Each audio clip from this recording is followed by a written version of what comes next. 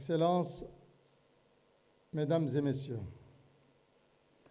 je tiens tout d'abord à exprimer à mon ami et frère, Son Excellence, M. Macky Sall, président de la République du Sénégal, mes sincères remerciements pour l'invitation à prendre part aux travaux de la 9e édition du Forum international de Dakar, qu'il m'a fort aimablement adressé, ainsi que pour la chaleur de l'accueil et la légendaire générosité de la Teranga sénégalaise. Je voudrais aussi souligner toute l'actualité et toute la pertinence de la thématique à laquelle est consacrée cette 9e édition du Forum, l'Afrique des potentiels et des solutions face aux défis sécuritaires et à l'instabilité institutionnelle. Tout comme je tiens à saluer l'image que le Forum international de Dakar ne cesse de nous renvoyer au fil des éditions, l'image d'une Afrique résolument décidée à se prendre en charge, à réfléchir à propos de ces défis et aux dynamiques socio-culturelles et économiques qui les sous-tendent. Une Afrique qui n'attend plus les solutions conçues ailleurs, mais qui œuvre à construire les siennes à travers les échanges, le dialogue et l'innovation. Ce forum, par l'envergure de son succès, illustre admirablement toute la clairvoyance et le leadership de mon ami et frère, Son Excellence le Président Macky Sall. Excellences, Mesdames et Messieurs, le contraste le plus saisissant sur notre continent réside dans l'énorme décalage entre, d'une part, son extraordinaire potentiel en matière de ressources naturelles, de position géostratégique et de ressources humaines jeunes et dynamiques, qui aurait dû en faire un espace de paix, de stabilité et de développement, et d'autre part sa réalité objective, souvent faite de pauvreté, de sous-développement, d'insécurité et d'instabilité sociale et institutionnelle.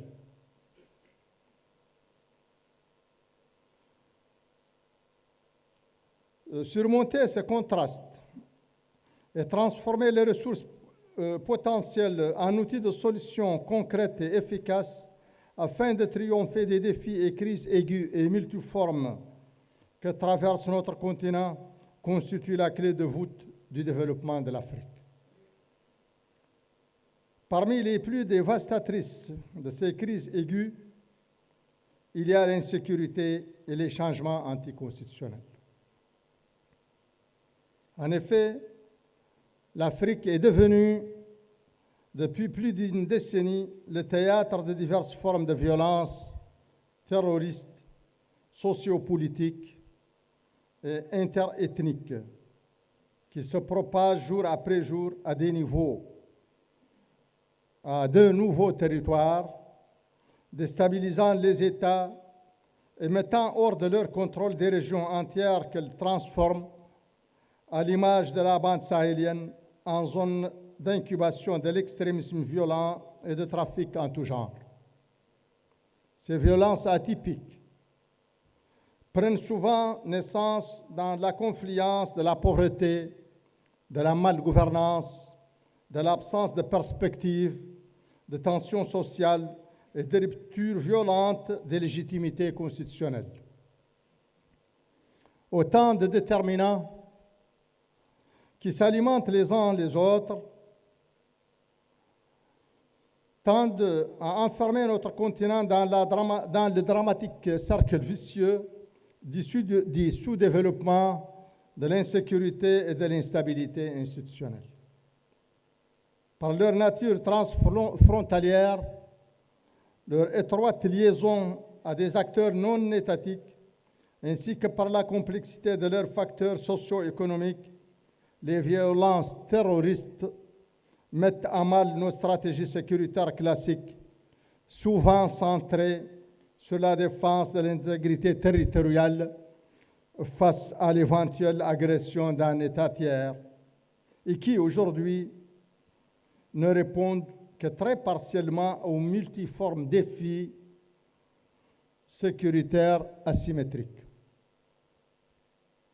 Pour faire face à cette insécurité qui sévit en Afrique et à son corollaire immédiat, l'instabilité institutionnelle, nous devons travailler à libérer notre énorme potentiel en matière de ressources et de construction des solutions innovantes par l'amélioration de la gouvernance politique et sociale, la gouvernance politique, la gouvernance sociale, la gouvernance économique au sein de nos États en vue de construire un développement durable assurant une prospérité partagée.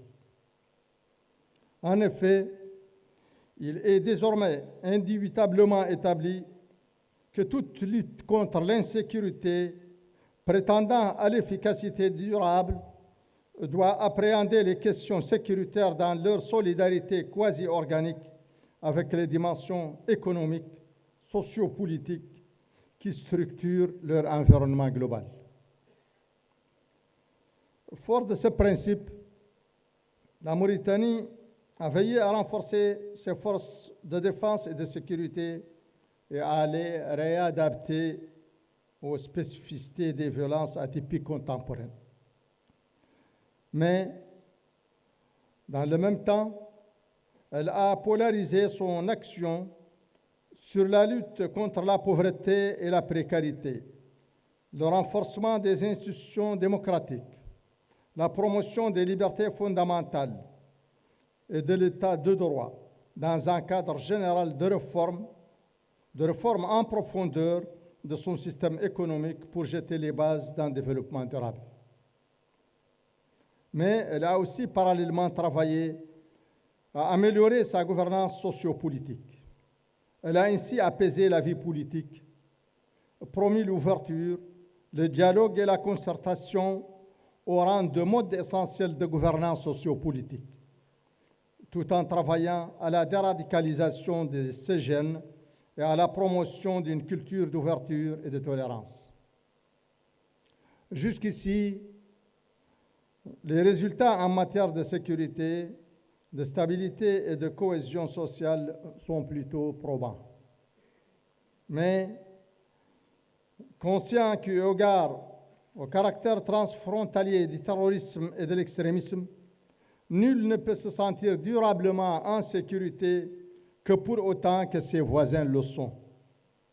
Nous avons mis en place, avec nos voisins les plus directement menacés, l'organisation du G5 Sahel, qui a mobilisé autour d'elle de nombreuses initiatives internationales de soutien et a aussi amélioré sensiblement notre capacité collective à prévenir et à réagir efficacement face aux attaques terroristes. Certes, le G5 aujourd'hui traverse une phase plutôt critique due au retrait de la République sœur du Mali et à la forte recrudescence de rupture de la légitimité constitutionnelle dans son espace. Je parle de l'espace du G5 de façon générale. Mais il s'en remettra, j'en suis sûr. Et le combat collectif contre le terrorisme et l'insécurité se poursuivra sans relâche. Il y va de l'intérêt de la sous-région et du continent dans son ensemble.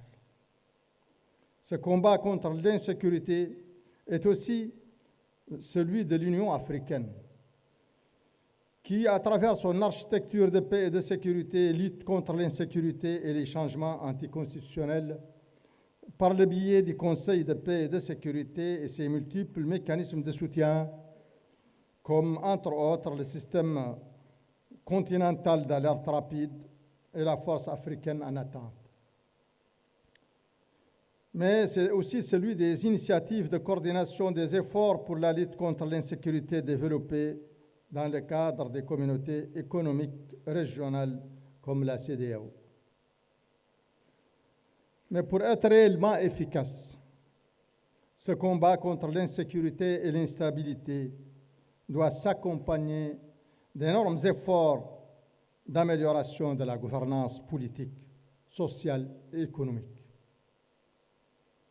L'agenda 2063 de l'Union africaine, en posant comme premier objectif la construction d'un développement durable, laisse entendre que c'est seulement dans le cadre d'un développement inclusif, garantissant une prospérité partagée, que peut être résolument envisagé l'objectif de faire taire les armes durablement, voire définitivement en Afrique.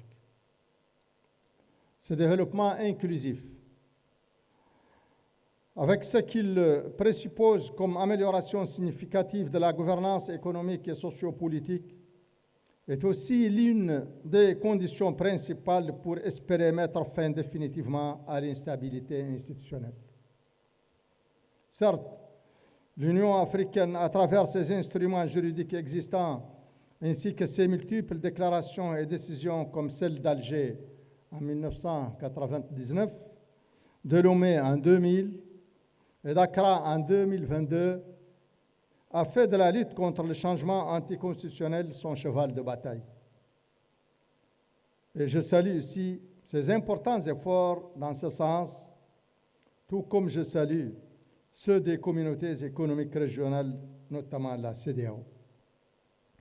Cependant, en dépit de ce vertueux engagement collectif, nous assistons aujourd'hui à une recrudescence aussi inquiétante qu'inadmissible des changements anticonstitutionnels.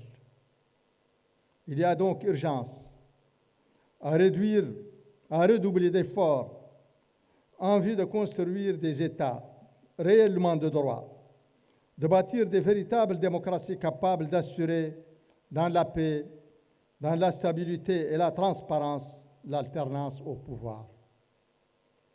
Pour cela, il va falloir œuvrer en vue de permettre à tous l'accès dans l'équité aux conditions d'une vie décente. Mais aussi et surtout, il va falloir travailler à apaiser la vie politique, à dépasser par le dialogue et le consensus les dissensions sociales et les animosités interethniques. Dans ce cadre, il me plaît ici de souligner l'importance du capital social et du savoir local des sociétés africaines dans la prévention, la gestion et la résolution des conflits. Le potentiel de solution qu'offre ce capital social doit être mis à contribution. Il faut valoriser et optimiser le rôle des communautés, des leaders sociaux, de la société civile et des organisations communautaires de base. Il me semble qu'explorer les creusets culturels et les modes séculaires de médiation sociale constitue une piste digne d'intérêt. Globalement, donc, l'insécurité et l'instabilité institutionnelle constituent des défis majeurs qui hypothèquent le devenir de notre continent. Mais l'immensité et la diversité de nos ressources et de notre potentiel de construction de solutions innovantes confortent mon espoir en notre capacité collective à surmonter ces défis et à construire un développement inclusif et durable, assurant dans la sécurité, la démocratie et la paix, une réelle prospérité partagée. Espérant que les conclusions et propositions de cette 9e édition du Forum international de Dakar pour la paix et la sécurité y contribueront pleinement, je souhaite à vos travaux plein succès et réussite. Je vous remercie.